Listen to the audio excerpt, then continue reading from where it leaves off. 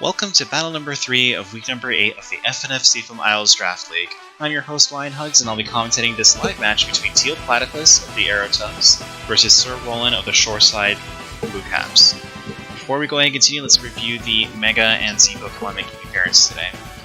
On Teal's side, we do have Mega Venusaur, as well as Z Attack Terrakion, and in Sir Roland's corner, we have no one, actually. My apologies.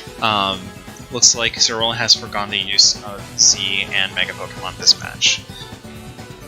Now, our two players have been itchy and ready to go, so we're going to go ahead and let them begin now.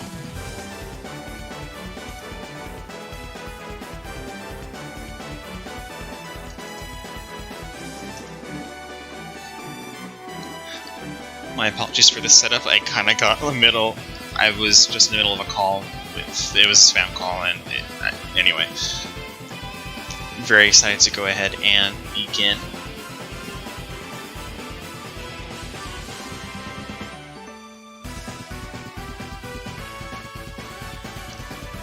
Now that we let both players go ahead and start, do you want to go ahead and comment? It does seem like we have two pretty evenly matched teams. Do know Sir Roland makes really good use of Volcanion as well as Trevenant. And overall, I do see what looks to be pretty bulky Pokemon with like pretty strong attacks. I'm assuming Jirachi's probably going to be more of a Cleric. And looking at Teal Platypus' side, I wonder if he's anticipated any potential hazards being set up, as we do have, I always forget her name, Serena, who can go ahead and wrap the spin, and just generally sort of, I would say generally sort of harass with utility moves, but it all does depend on what Teal has actually given her as a loadout. And not to be too biased, but I do see Sandaconda, and I just want to say Sandaconda is baby. But I will try to make sure that that does not affect the way I analyze these teams. And to be fair, Alchemy and Jirachi are also baby. I just have a really soft spot for snakes.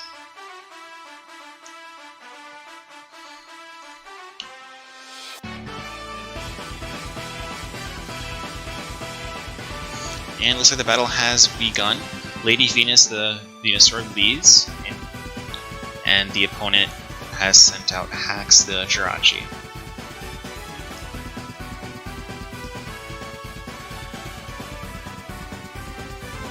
Hax being known for being a pretty strong contender on Sir Roland's side. I wonder if this will be a Calm Mind Jirachi? It is Steel and Psychic, so it's pretty comfortable as long as it doesn't take an Earthquake. And oh, Hax unleashes a Stealth Rock and is then put to sleep by Lady Venus. The good thing about Jirachi being asleep is that it's already taken out Stealth Rock, and that seems to have been the purpose of leading it. Of course, Teal could always send Serena to go ahead and Rapid Spin. Instead, Spooky Tree, the Trevenant, shiny by the way, comes out to take that Earth Power from Lady Venus. It doesn't really do much, but it does take 56% damage due to that Sludge Bomb. And now Trick Room is set up. Spooky Tree in a decent position to do some good damage to Mega Venusaur, but even a critical hit only does about 40% damage, and it goes down to Sludge Bomb. The score is already 6-5 in Teal's favor. And out comes MVP, the Volcanion. Interesting choice given that it is fire and water. I wonder if Trick Room does it outspeed though. 130 to 262. Assuming it's a negative invested nature, it should be fine. Or even neutral, assuming Teal invested in speed at all.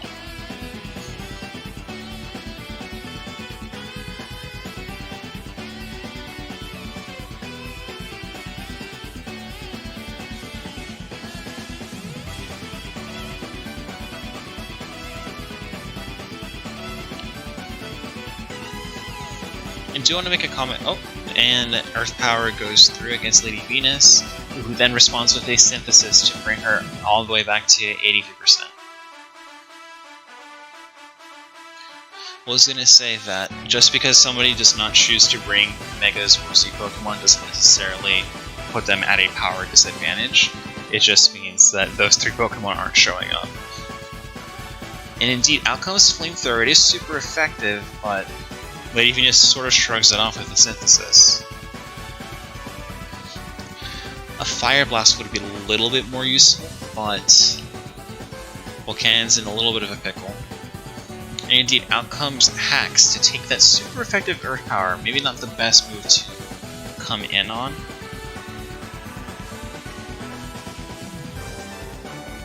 And unfortunately, Sir Roland's... Hacks Jirachi was not able to wake up in time to counterattack. And goes down to Earthquake. The score is now 6-4. Out comes Tree, the Torterra, who takes a Sludge Bomb and is unfortunately poisoned. Not before Jilza and Earthquake to Lady Venus, bringing her finally down to 29%. I'm assuming we're going to see another Synthesis. And then possibly one last Sludge Bomb to finish off Tree. Sir Roland's not really in a good position. Oh! Lady Venus goes straight for the Sludge Bomb instead and takes out Tree. The score is now 6-3 in Teal Platypus's favor. Lady Venus is just proving to be a very tough opponent to break through. Earth Power is only doing a little bit, but now that its special defense is lowered, it should start doing more damage.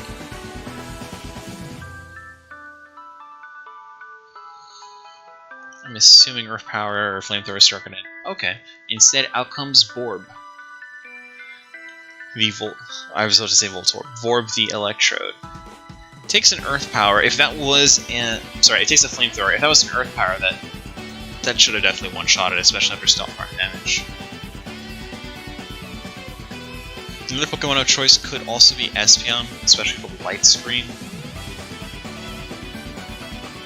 For Teal to switch out to. And indeed, out comes the Volt Switch into Sparky the Luxray.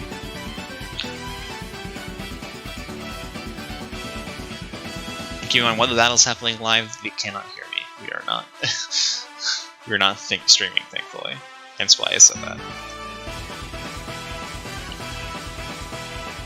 Of course, now that Luxray is out, a ground type might be preferable, such as Sandaconda.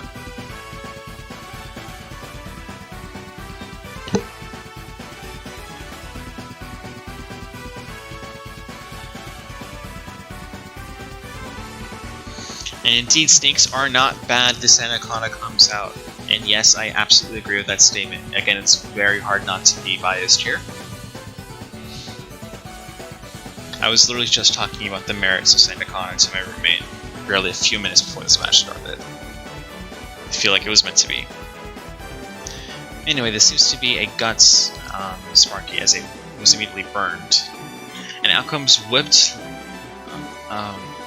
Limoncello, I'm not sure. The Alchemy, who gets hit by an Earthquake, only does about 42% damage, but it does heal a bit thanks to leftovers.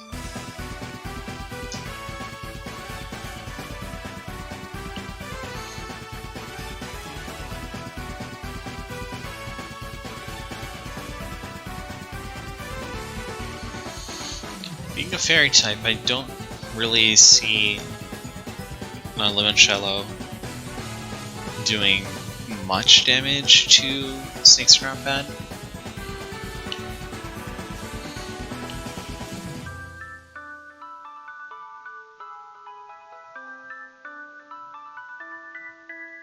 Time will tell. It looks like, I want to say maybe Sir Roland's doing some calculations to see if maybe like a, let's just say Hyper Voice, I'm so used to that being a fairy move, Moonblast or Dazzling Gleam or something will do, how much damage it may do to snakes before taking another Earthquake.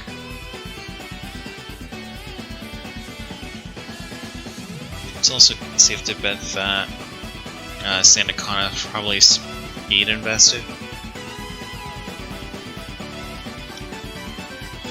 Which is to say that Limoncello probably wants to make an attack or heal if it can.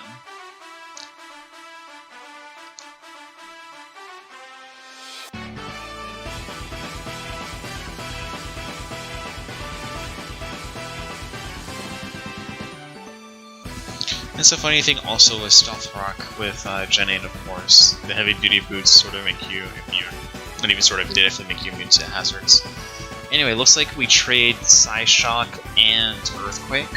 And now that Sandspit is active, Sandstorm has taken the field and it'll slowly chip away at Whip's Limoncello.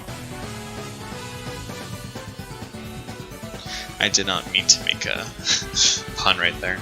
And ooh, the Dazzling Gleam does about 72% damage. If it did it last time, Stinks Not Bad would have already been KO'd by this point. So now it looks like, yep, Sir Roland has let Ezreus stay in, Whip Limoncello goes down. Now the score is 6-2. Out comes Sparky, it's burned, but ooh, a quick attack. Fortunately, it's not enough, and it does go down to Sandaconda's Earthquake. The score is now 6-1 in Sir Roland's favor. I'm sorry, in Teal's favor. MVP in a very tough spot. If it can move first, it can at least take down Snakes Are Not Bad, unless Teal switches out. Ooh, it does survive the Earthquake, and now Steam Eruption goes through. Critical Hit definitely was not necessary, and down goes Sandaconda, or Snakes Are Not Bad. The score is 5-1. All comes down to Lady Venus versus MVP. Lady Venus moves first, uses Earth Power, and there is the match. The score is 5-0, and that is a victory for Teal Platypus. And oh my goodness. So not gonna lie, I kind of obviously rushed through first thoughts just because our opponents were patiently waiting for quite a while before we got started. So I didn't get to fully analyze how these teams function. I just kind of did a general, like, oh, well, they do seem generally sort of balanced. But the sheer bulk of Lady Venus gave Sir Roland so much trouble.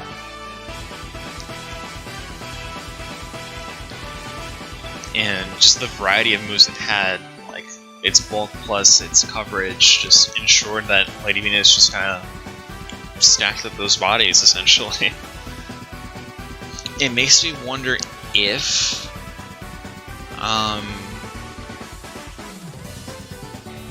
maybe Cobalion could have done anything, or perhaps Alchemy, especially that Psyshock really kind of hampered her abilities. That could have been due to unfamiliarity of Sandaconda, or just the fact that maybe a miscalculation. Or hell, I mean, I'm sorry, or even in the heat of the moment, it's very easy to, you know, choose one move you think is right, and the other one might have been a little bit more advantageous, but that was still, again, it was a very good match, and it was a close toss-up between Alchemy and Sandaconda.